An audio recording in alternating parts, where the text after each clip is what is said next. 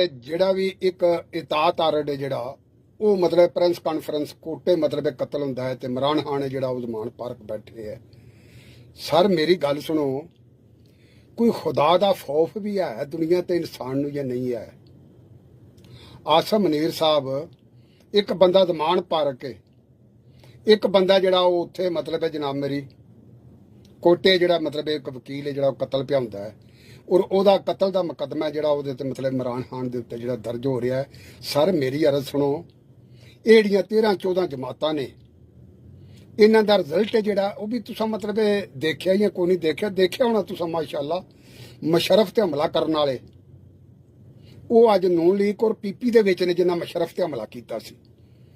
ਇਹ ਲੋਕ ਖੁਦ ਹਮਲਾ ਕਰਾ ਕੇ ਤੇ ਹੋ ਸਕਦਾ ਇਹ ਵੀ ਮਤਲਬ ਹੈ ਜਿਹੜਾ ਇਹਦੇ ਤੇ ਇਮਰਾਨ ਖਾਨ ਦੇ ਉੱਤੇ ਪਰਚਾ ਕਰਾ ਦੇਣ।